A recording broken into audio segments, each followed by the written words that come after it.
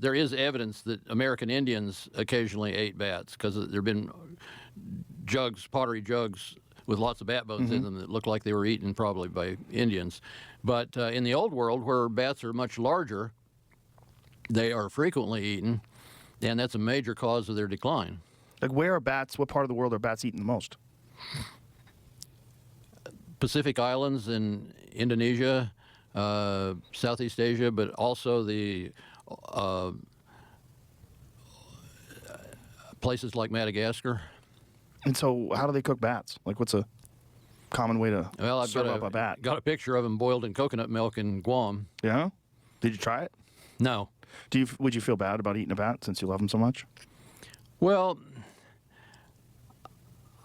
I think I don't see a reason to play favorites among animals. Some people think it's okay to rear cattle and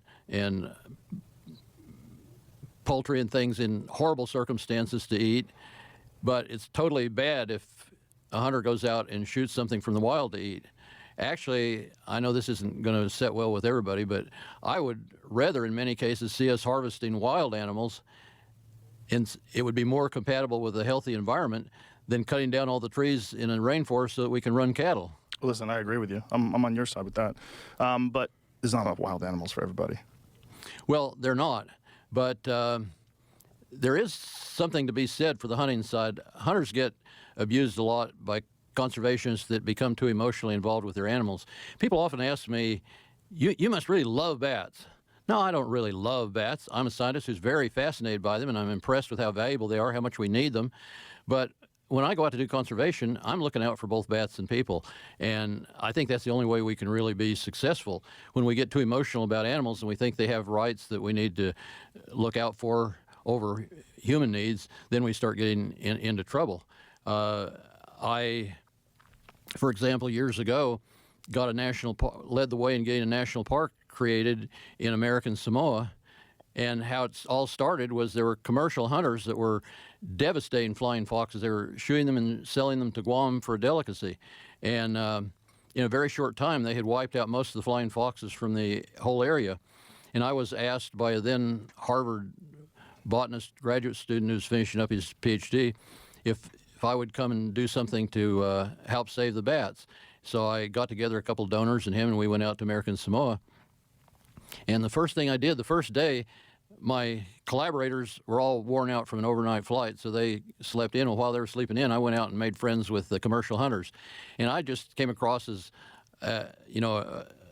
another guy that was perfectly happy with hunting.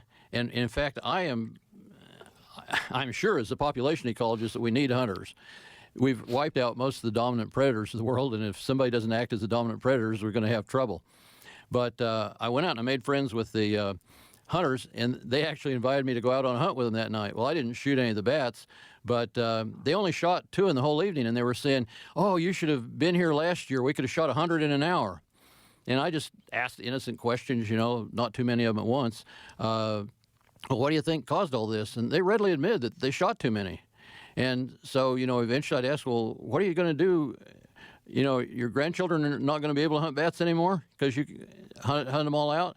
And after just a few nights, now when my colleagues found out what I'd been doing, oh my God, if I'd been fireable, I would have been fired. They were very upset that I had consorted with the enemy. But in the end, these commercial hunters recognized they had a problem, and they actually, when I told them that in a few days I was going to be meeting with Governor Tuttle, they were thrilled when I offered to intercede with the governor on behalf of getting game laws to make sure there were flying foxes in the future.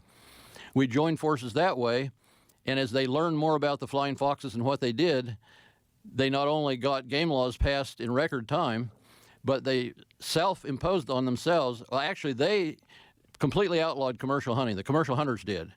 And then they themselves declared a 5-year moratorium on all flying fox hunting so that they could recover.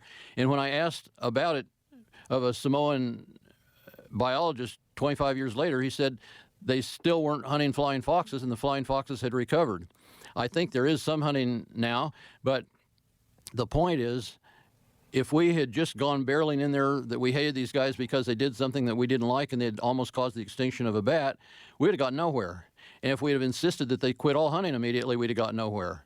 But by being willing to compromise and see both sides early on, we gained a whole national park in addition to solving our original problem, and showed the value of making friends instead of winning battles. The value of diplomacy. So what did they hunt instead of the flying foxes? What did they transition over to? They're commercial hunters.